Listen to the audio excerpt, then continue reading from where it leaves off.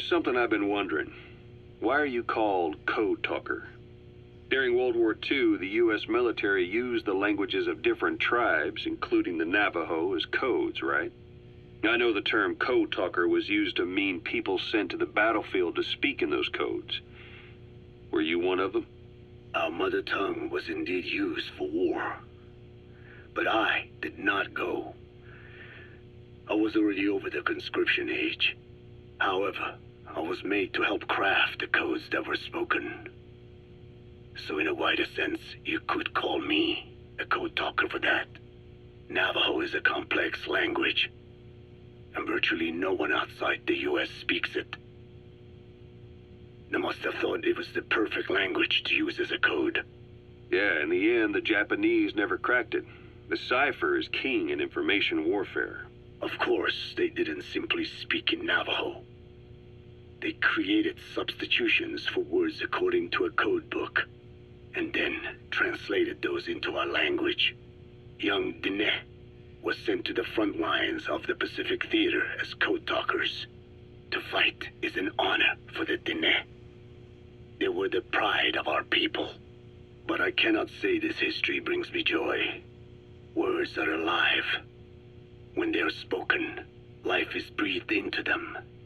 They become a part of the listener. Our words were transformed into lifeless ciphers and used for war. This, after the Black Ana spent generations suppressing the language. Yeah, I'm sorry. So I guess we shouldn't be calling you Code Talker, huh? No, I do not mind.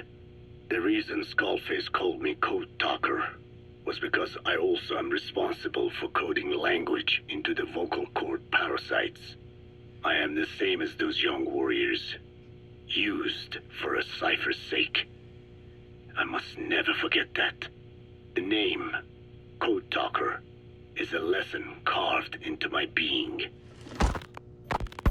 You said Skullface ordered you to weaponize the vocal cord parasites. But you also said he wasn't the reason. And he wasn't.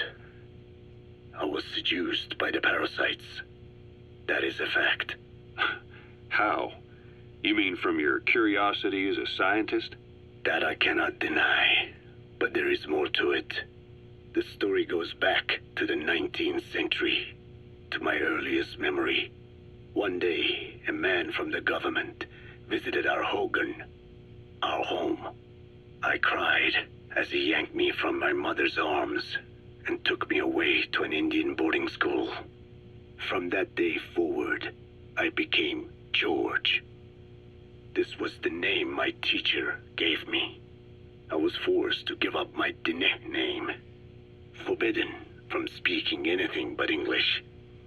If we dared utter a word of filthy Navajo, the teacher made us eat a bar of soap.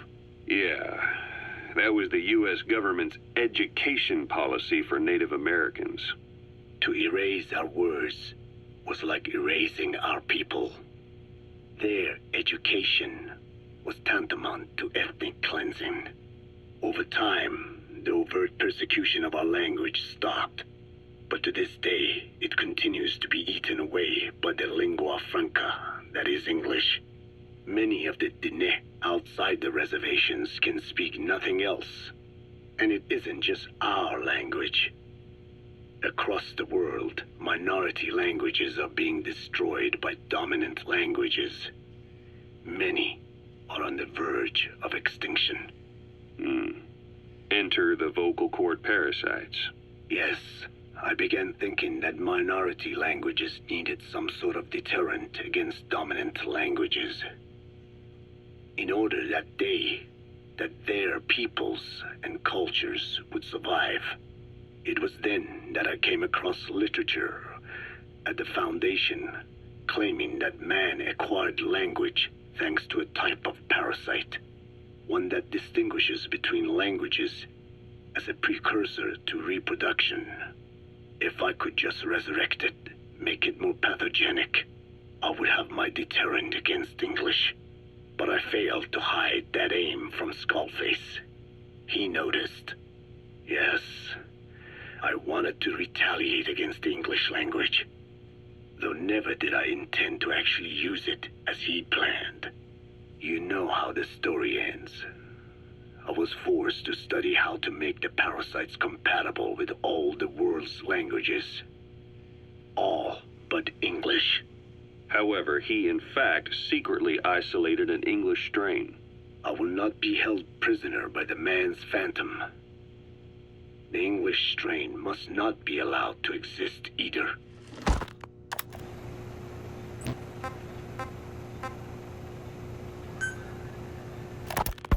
A ruler's greatest wealth is not money or land. It is the number of individuals under his control. Subjects who work, consume, are there to be used as pawns in war. For a capitalist ruler, his people's power becomes his power. You are the same. With your diamond dogs, you spin it with your speeches. But what you're doing is bringing as much talent as you can into your little domain. Every person another feather in your cap. Yes, since ancient times, every civilization's ruler has had the same idea. When people unite under one will, they become stronger than the sum of their parts. And the one will is the ruler's will. And what do rulers use to bring people together? Language. In the Old Testament, it is written that only one language was spoken in Eden. A shared tongue that united all of humanity. Mankind eventually grew aware of its power and harnessed that strength to build a tower to the heavens, the mighty Tower of Babel. This angered God, who splintered the language of man, and the tower was never completed.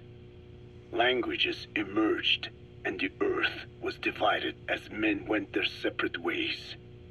Every age is the same. A ruler's first order of business, after conquering new land, is to force his tongue on its people. Ancient Rome, Napoleon, and now Zero. English is wreaking havoc around the world right now. The British Empire tilled the land with war as its hoe, then began planting the seed that is English. Eventually, American capitalism became the new instrument. To play its game of wealth, you only had to abide by one rule: English. By exploiting people's desires, English has become a leash that people gladly wear around their necks, it would seem.